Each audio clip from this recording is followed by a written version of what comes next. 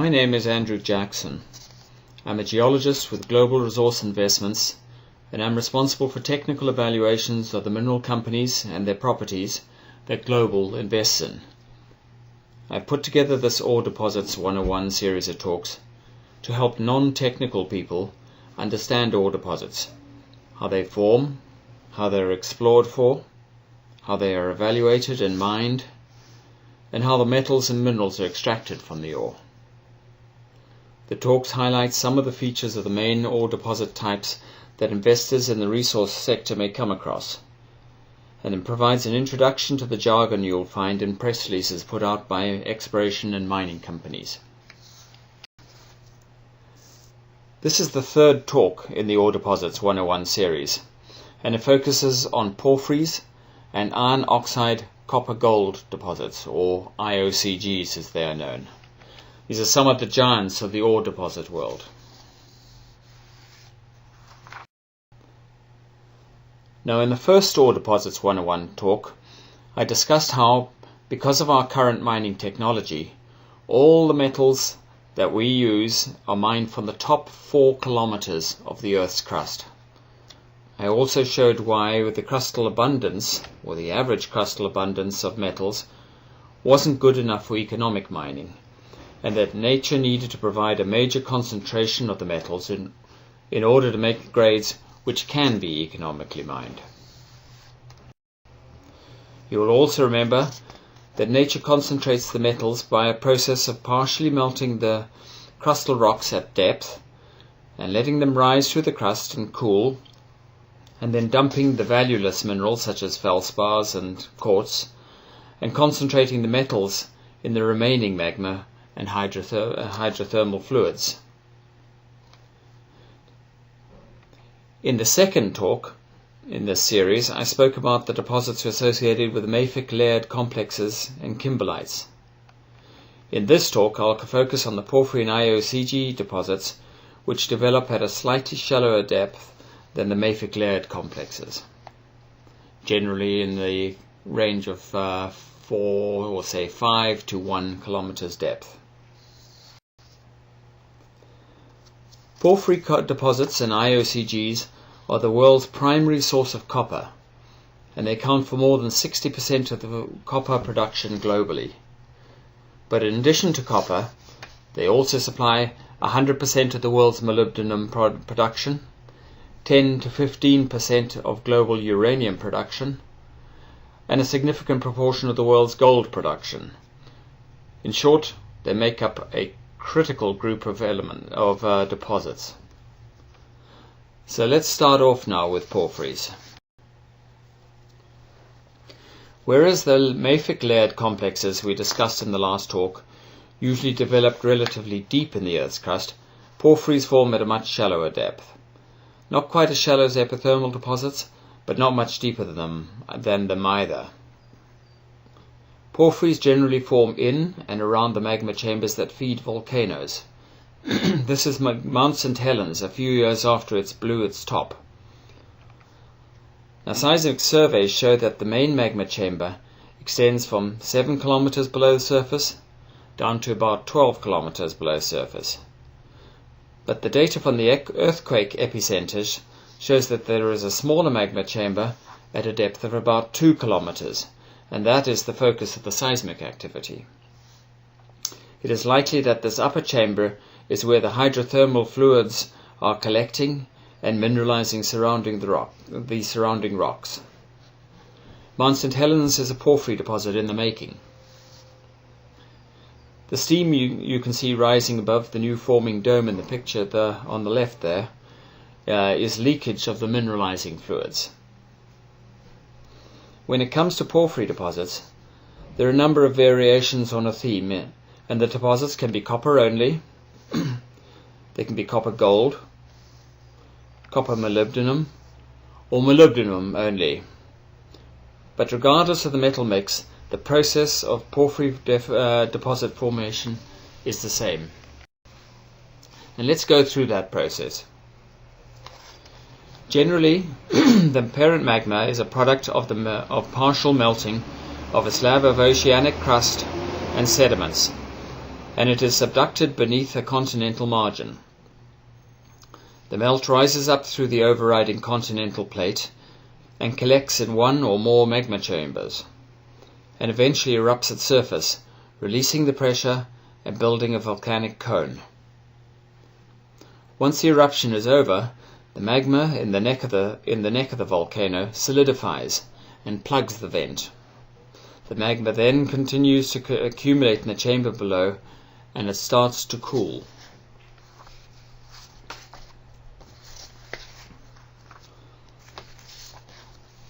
As the magma chamber cools, from the contacts inwards, barren feldspars and quartz crystallize out, and the remaining melt becomes enriched in melts, volatiles,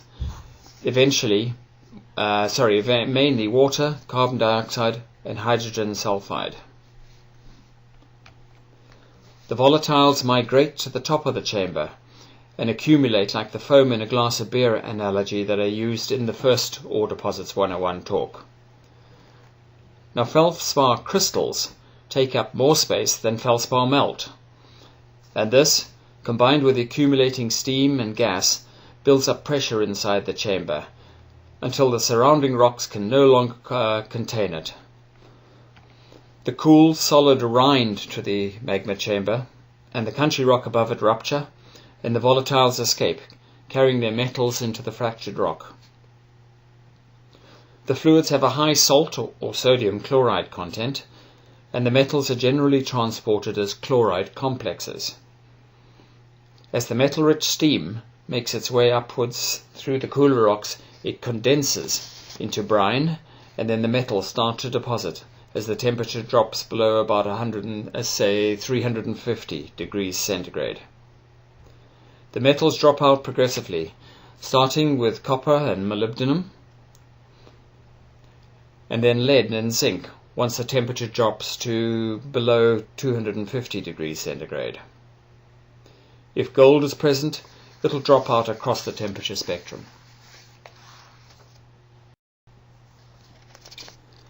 Because mineralization relies on this crackling of the carapace around cooling magma chamber, the mineralization is associated with a dense network of fine veinlets rather than a few major veins.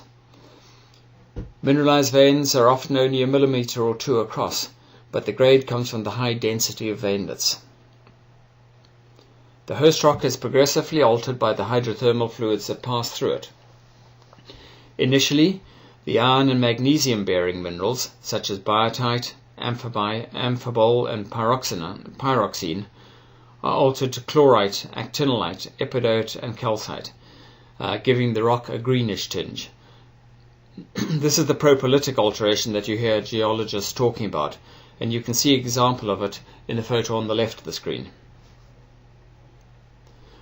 On the margins of the magma chamber, where large volumes of groundwater pass through the rock, driven by convection and the heat of the intrusion, feldspars break down to cerussite mica, giving the rock a creamy color, as in the photo on the top right.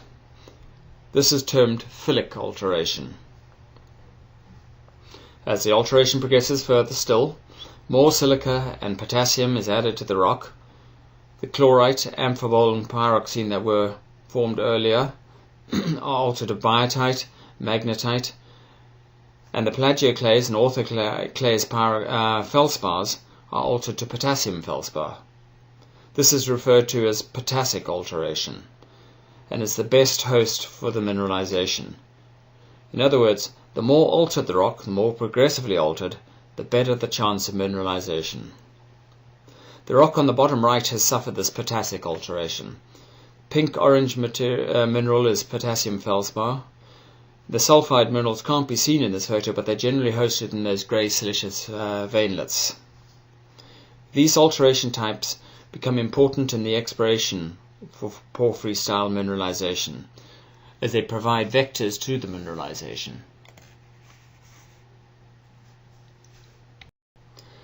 This primary mineralizing event yields only low-grade mineralization.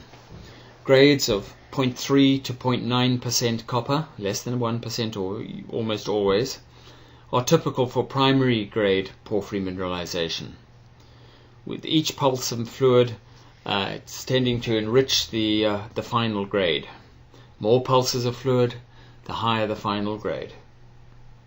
The mineralization frequently forms a halo around the intrusion, both in the intrusion itself and in the surrounding host rocks. It's marked in the red hatched pattern in the cross-section. Now, although primary porphyry mineralization generally has pretty modest grades, subsequent weathering and erosion of the porphyry may produce high-grade secondary deposits of copper, just below the water table. The oxygen above the water table allows primary copper sulfides, such as chalcopyrite, to break down to soluble copper salts. These percolate down to the water table with the rainwater. Once they reach the water table, oxygen is cut off and the water becomes reduced, causing copper sulfide in the form of chalcocite to be deposited. Chalcocite has a higher copper content than chalcopyrite, and grades of 5 to 10% copper in laterally continuous horizontal beds are not uncommon. This secondary enrichment may kickstart the production of an otherwise mediocre porphyry deposit. Following erosion, many porphyries are covered by sediments or younger volcanics.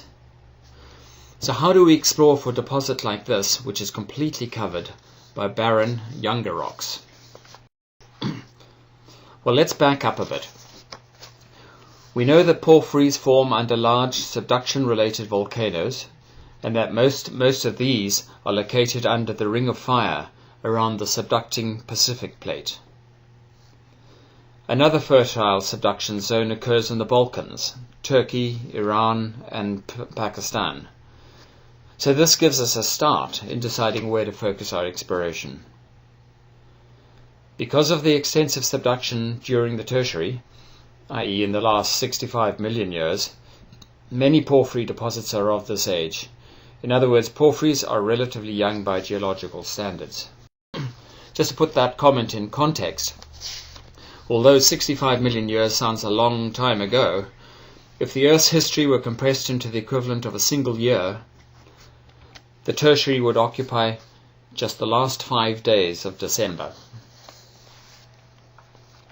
So once we've focused our exploration on the subduction zones, where porphyries could potentially have developed, we need to find the actual intrusives and their associated mineralization. How do we do that when the mineralization may not actually outcrop? The key to porphyry exploration is the alteration of the surrounding rocks that occurred during the intrusion and mineralization, the so-called propylitic, phyllic, and potassic alterations I spoke about. Identifying the distribution of alteration allows us to vector into the mild, low-temperature propylitic alteration and then towards the hotter, more intense potassic alteration that generally hosts the bulk of the mineralization. In porphyry exploration, if you don't see significant alteration, you're probably not close to mineralization, unless the rock postdates the mineralizing event. Delineation of the alteration can be done in several ways. Obviously, if the alteration outcrops, straightforward field mapping will identify the telltale alteration minerals, chlorite, calcite, and epidote of propylitic alteration, quartz, cerussite, and pyrite of phyllic alteration, and potassium feldspar, biotite, and magnetite, quartz and base metal sulfides of potassic alteration. There's no proper substitute for getting on the ground and mapping an area in detail, but there are other ways of vectoring in on the most prospective areas prior to expending this boot lever. And satellite imagery is one of these tools. The image is a visible spectrum satellite image of a porphyry mine in the Chilean Andes. You can see the open pit and the leach pads, as well as the white dust-covered area surrounding the mining operation. Beyond that, you can see the brown and grey volcanics. What you can't see is the mineralization and the alteration of the volcanics.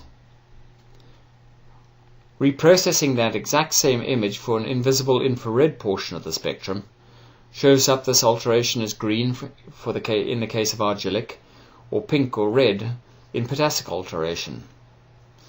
From this you can see that the open pit is pink and purple in colour, reflecting the potassic alteration of the ore. But there's a strong circular area of pink potassic alteration to the north of the existing pit that probably warrants drilling. There are a couple of other smaller spectral anomalies that should also be checked out.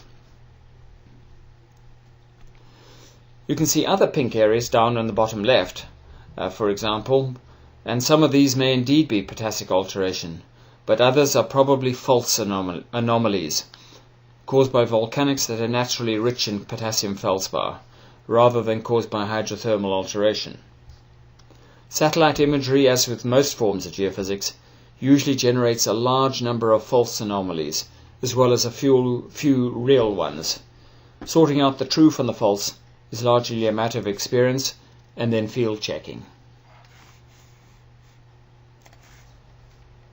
Satellite imagery works very nicely if the alteration outcrops at surface, but if the porphyry has been partially eroded and then covered by later post-mineralization volcanics or sediments, satellite imagery can't penetrate below the surface, and so it's of limited use. If the alteration isn't within a couple of millimeters of the surface, literally right on surface, the satellite will simply not see it. In this case, we need to use geophysics to penetrate the overlying rocks and see what's hidden below. And there are several geophysical tools that can assist. The quickest way to detect the intruders is by using airborne magnetic survey. The potassic alteration process generates magnetite, and so it may give a positive magnetic anomaly. The image shows the magnetic data over Kinross's Fruta del Norte area in Ecuador. The epithermal gold mineralization at the top of the image is not detected by the magnetics, except as a break between the blue and the green, which may indicate a fault. However, a blind porphyry intrusion, the camp porphyry on the left of the image, stands out clearly on the magnetics. Unfortunately, at this stage, this porphyry is too low grade and too deep to be economic. A second geophysical method is induced polarization, or IP. This entails putting short bursts of current into the earth through electrodes and then measuring how long it takes for the signal to dissipate. This signal detects disseminated sulfides, but not massive sulfides. The shortcomings of the method is that it's generally reliable only down to 250 or 300 meters depth, although some of the newer systems may extend this to about 500 meters deep. If the cover rocks are thicker than that, or weathering has oxidized the sulfides to deeper than this, IP is of little use.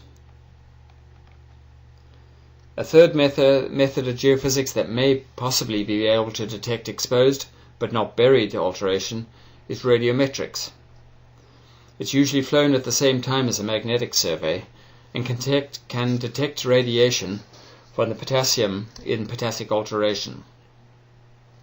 The lower image is of the Mount Milligan porphyry in British Columbia, and the potassic alteration stands out clearly on the radiometrics as a high purple magenta blob on the top left.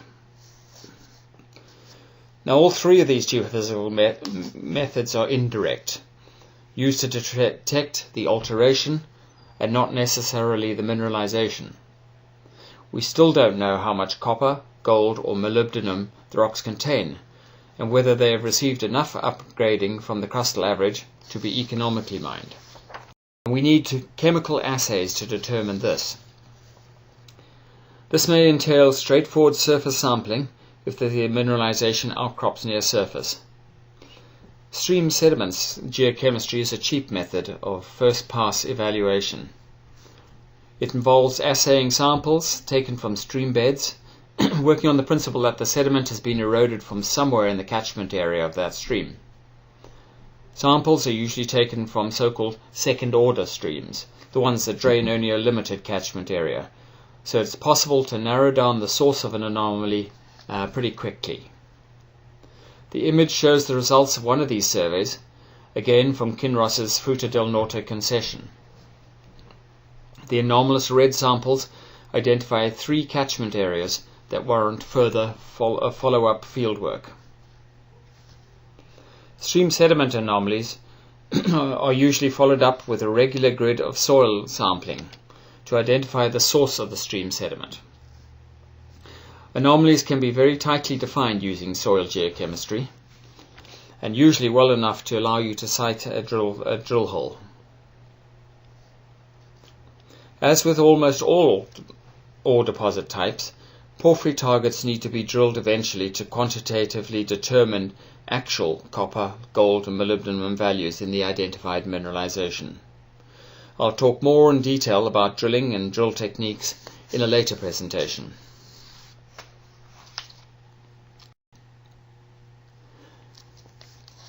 As I mentioned at the start of the talk, porphyry deposits are low grade but generally very large. As a result of the low grade and size, few porphyries can support expensive underground mining techniques, and most are mined by open pit methods. This picture is of Bingham Canyon in Utah. An aerial shot like this doesn't give a true idea of just how big the pit is, and you need to get on the ground to appreciate that. This is a photo from the edge of the pit, and you can start to get an idea of the scale from the trucks climbing up the haul roads within the pit. But you only really get a full understanding of scale when you see one of those trucks standing next to a normal SUV. A Cat 797 has wheels 12 feet high and carries a payload of almost 400 tons. The driver probably barely noticed when he drove over this SUV. Everything about porphyry deposits is big. Here are some of the biggest porphyries in the world.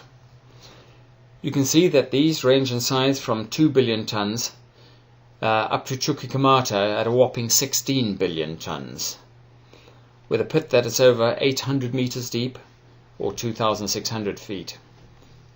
Bingham, which I showed a couple of slides back, is a relative baby in this family. Few economic porphyries are smaller than 100 million tons. But although they're big, they're very low grade. Here are some of those same deposits arranged in order according to copper grade. They range from 0.5% copper up to just under 1% copper. Compare those grades to those at Tenke Fungurume in Congo, with an average copper equivalent of 5% copper, and you can see why they have to be big to make a profit and compete. Tenke Fungurume is not a porphyry deposit. It's one of the Central African copper belt style of deposits. If you take into account the probable cutoff, you can see how small the margins are. Porphyry deposits are very sensitive to metal prices.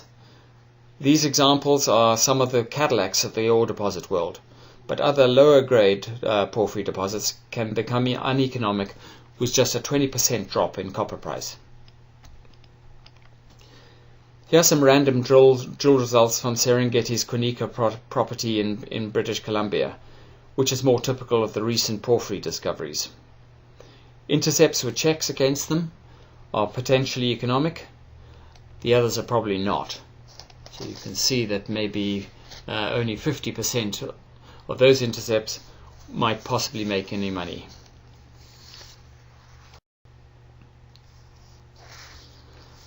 Okay, let's have a quick look now at how porphyry ores are treated and the metals extracted. There are two main process streams, one for sulfide ores and the other for ore that has been weathered to oxidize the sulfides, the so-called oxide ores.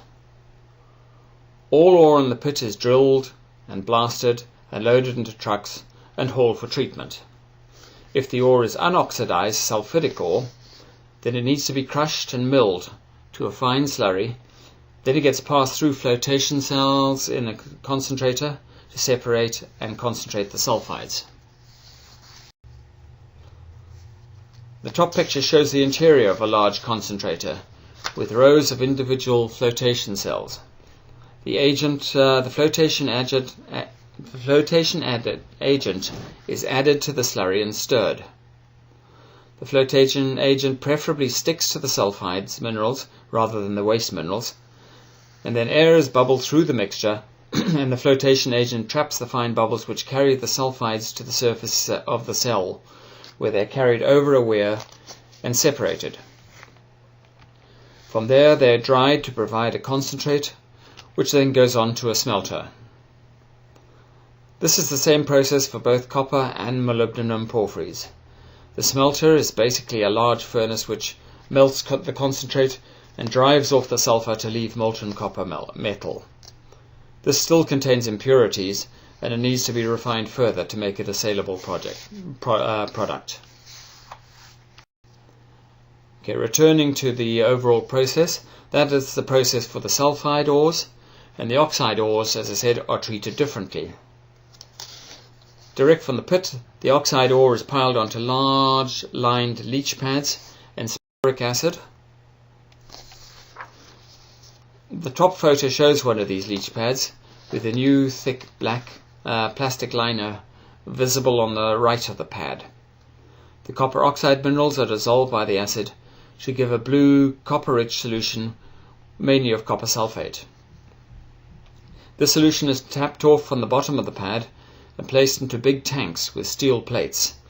An electrical current is passed from the tank to the steel, which is then electroplated with the pure copper.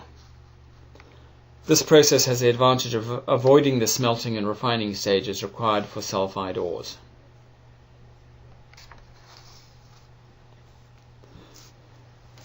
Okay, I'm now going to move on to a different but closely related group of deposits, the skarn deposits. Skarns are formed when hot magma intrudes limestone. The fluids from the intrusive alter the limestone to form an exoskarn. The intrusive also assimilates the limestone, altering its composition and forming an endoskarn. Either exo or endoskarns may host mineralization. Skarns are often striking-looking rocks containing red garnets and green pyroxenes. Grades may be high with splashy-looking assays, but they're usually relatively small and irregular in shape and patchy. As a result, they are tricky to evaluate by drilling. In addition, the ore tends to be very hard, and it has a high work index, so milling costs are high. There are some notable exceptions to the tendency to produce relatively small deposits. These are the Erzberg, Kucing and Big Gossen skarns, developed around Freeport's Grasberg porphyry in Indonesia. These skarn deposits are truly world-class, but they are very atypical. These skarns are truly amazing deposits. The picture on the left of the slide is the Grasberg pit, developed on the Grasberg porphyry. There are a number of other smaller intrusions in the area, and several of these have developed the skarns. The picture on the right is of the old abandoned Erzberg pit, the very first one that led to the discovery of the Grasberg complex. That skarn had a high enough grade to allow it to continue to be mined from underground. The Big Gossen's copper-gold skarn deposit is the highest grade deposit in the Grasberg area. Reserves of 37 million tons at 2.7% copper, 1 gram per ton gold, and 16 grams per ton silver. That's about $240, $250 a ton rock. Grasberg and Erzberg are almost an equator, but because they're over 12,000 feet in elevation, they receive snow from time to time, and there's even a nearby permanent glacier. The third and last group of deposits that I'll talk about today are the related iron oxide copper-gold deposits, or IOCGs. I've clumped IOCGs with porphyries as they are also loosely associated with large felsic intrusions and form at moderate depths. Unlike the dominantly tertiary porphyries, IOCGs tend to be much older and are generally Proterozoic in age, from 1.1 to 1.8 billion years ago. There are some younger ones, but they're in the minority. IOCGs tend to form at 4 to 6 kilometers, similar to porphyries, and are invariably associated with crustal scale structures. Crustal scale means that they penetrate well down into the crust, often 20 kilometers deep, and they have strike lengths measured in tens or hundreds of kilometers.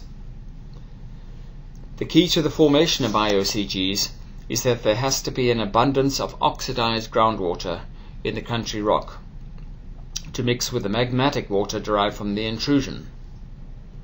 The intrusion of hot water into water-saturated rocks means that the water flashes to steam and this fractures the rocks and produces breccias. The high iron content and oxygenated environment means that the alteration is characterized by abundant red hematite and black magnetite, both oxides of iron. Where do we find IOCGs?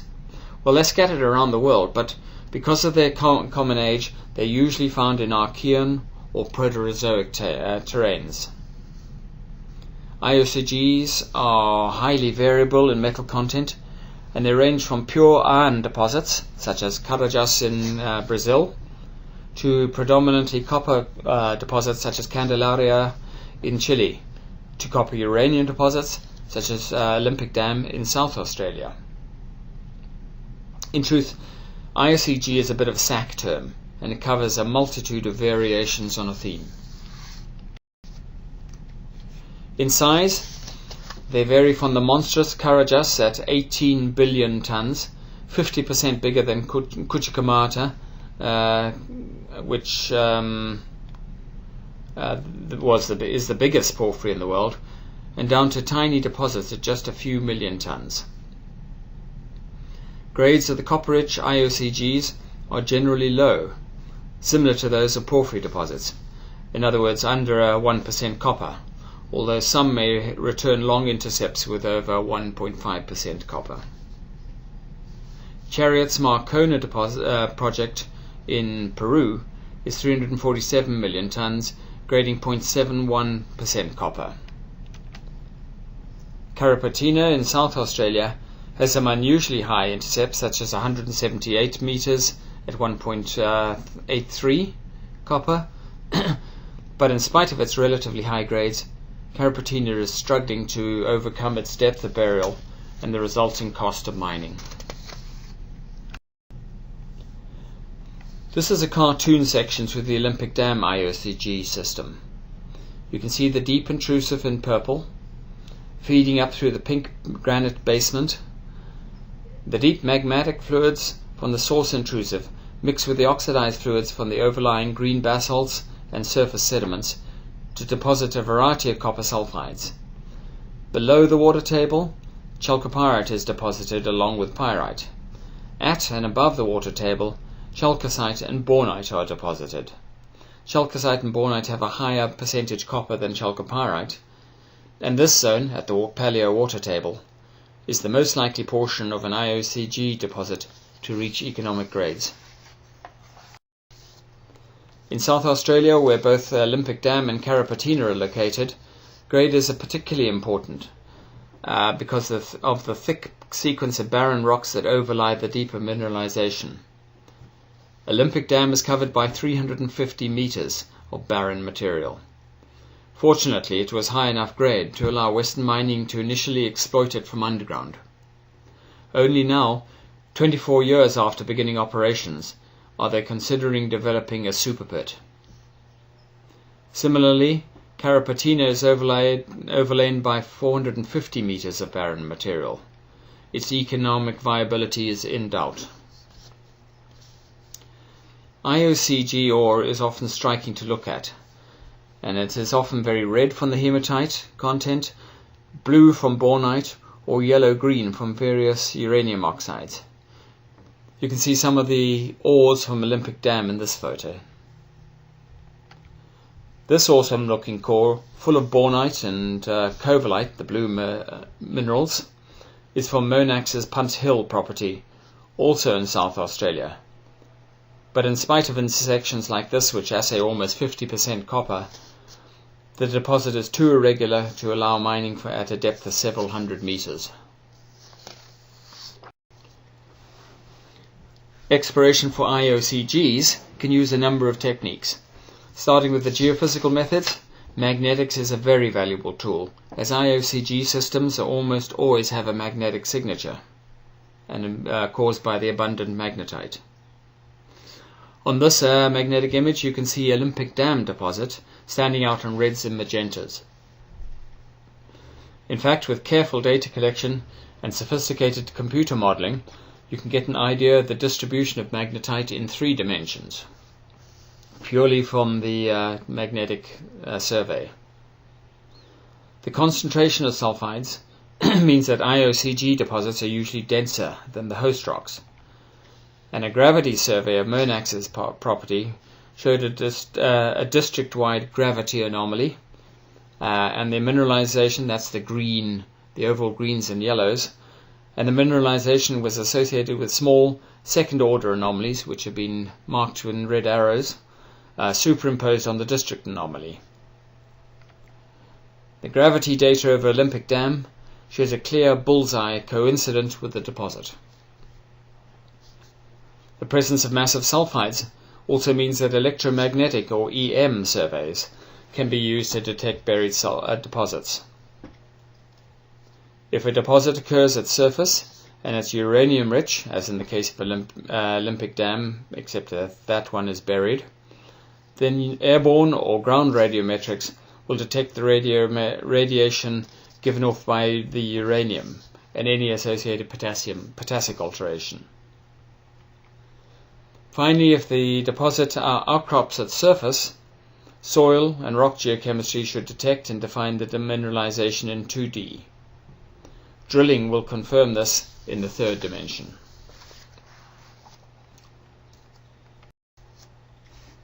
So that is a quick summary of porphyries, skarns and IOCG deposits. So what are the key points we need to remember about porphyry, skarns and IOCG deposits? Well, firstly, porphyries and IOCGs are generally very large but low grade. Skarns do not necessarily have the same characteristics. Porphyries and IOCGs are generally fairly homogeneous in grade. There may be some zoning and variation in metal ratios, but over tens of meters, grade tends to be pretty consistent. Skarns again do not fit this pattern, and they can vary considerably in grade, just over a few meters. Once you've seen a few porphyries, you've seen them all.